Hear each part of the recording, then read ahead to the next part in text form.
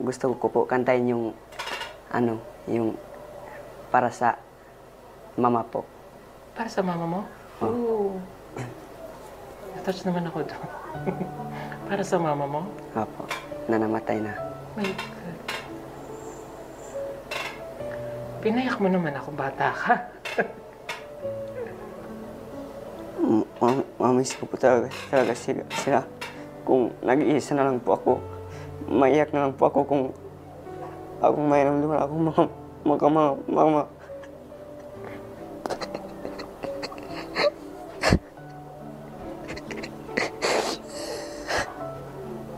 Gusto ko lang talaga mawala akong mga mama at papa.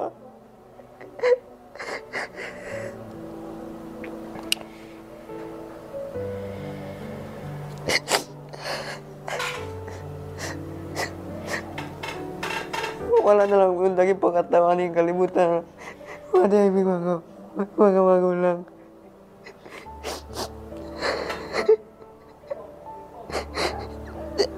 Minsan lang po, nag-iisa lang po ako, maisip ko na bakit wala po akong mga mama, bakit po wala po yung papa ko.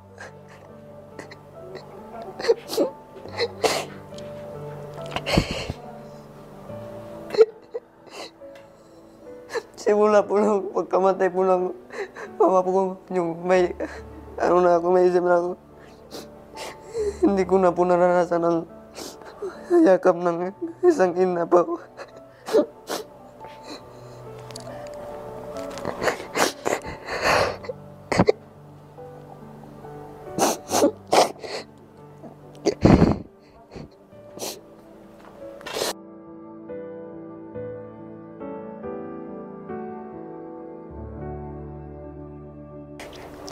Nung sinabi niya na dun, natouch ako dun.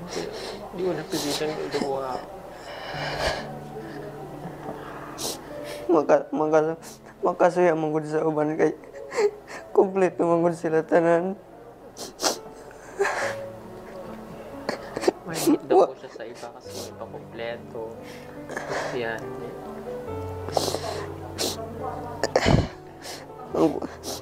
Ang pagiging sa inanugaman, managin na akong maagian.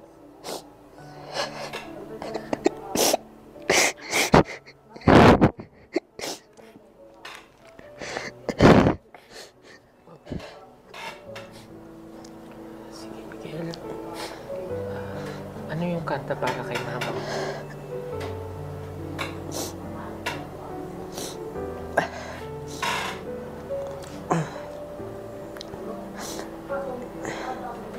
Inay, nasaan ka ngayon? Nasaan pusong nalulumbay?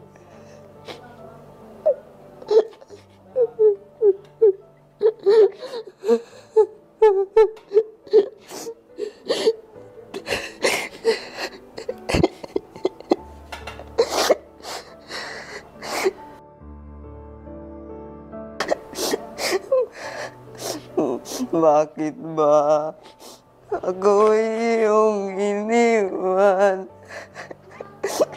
Mata ko'y lumuluha sa kalungkutan.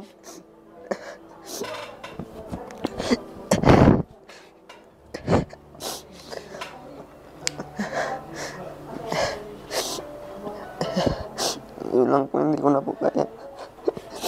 Diba? Bakit ba?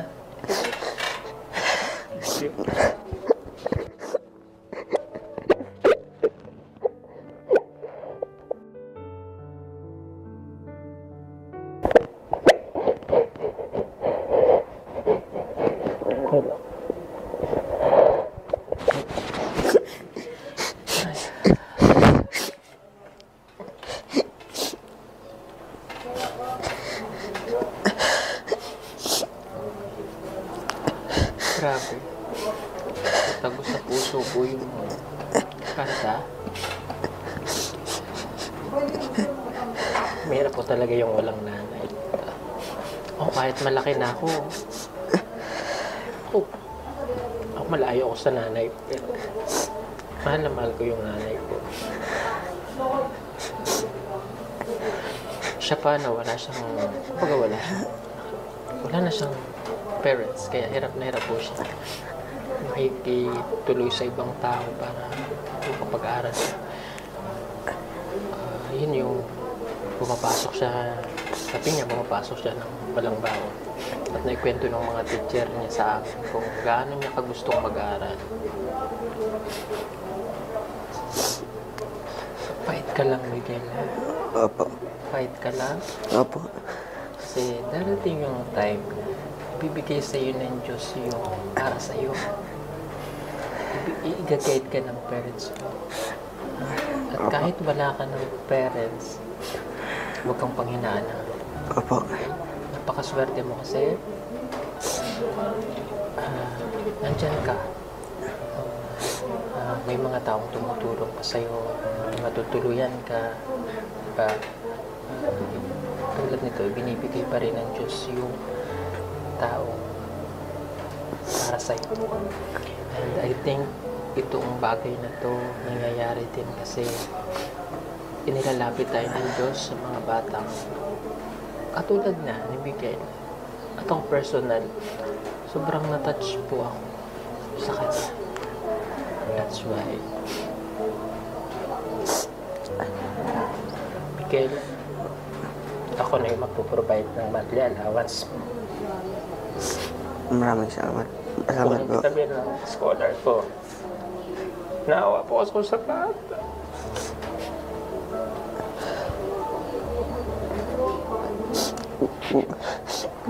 Naroon na nga akong mga mamagwa po. Hindi, may gani.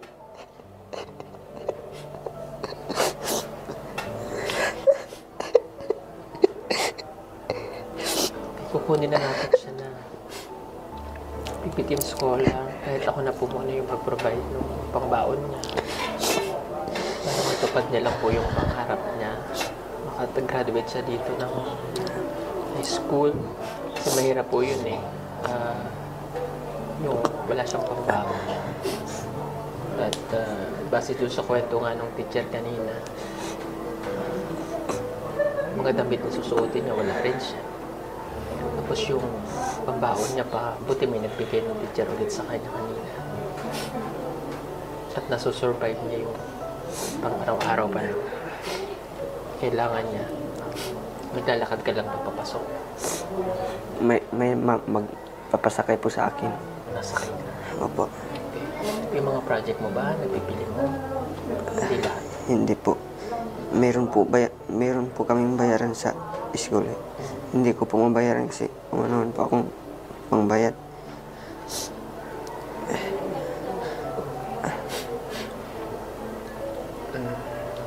Naintindihan mo ba yung sinabi ko, Miguel? Opo. Congrats.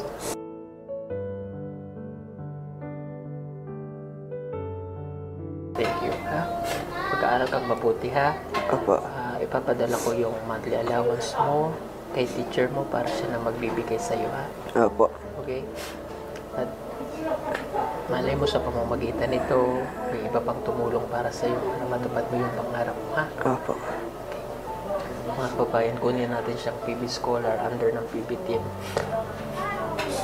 para matupad po yung kanyang pangarap kahit nandito lang po muna siya sa kapatagan habang nag-aaral. And alam mo, nanonood si Russell. Proud na proud sa iyo yung anak ko na yan sa iyo kasi may kaklase siya na matutulungan ulit natin. Ano yung gusto mo sabihin kay Russell? Panood ka. Russell, kung ano diyan, sana mabuti ka at mag-ingat ka sa pag-aaral mo. Sana sipag lang palagi. Ingat ka po. Yan lang po. Thank you, Miguel. Meron pa akong ipibigay sa'yo na doon na yung unang tulong namin para may pambaon ka. Ha? Opo. Sa tingin ko ito ay para kay Miguel talaga. Kasi nagpalaba po ako ng gamit. Naiwan ko ito sa labahan.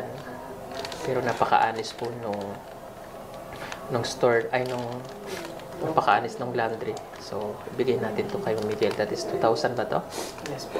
2,000. Kunin mo, Miguel. Sa'yo na yan, 2,000. Maraming salamat po.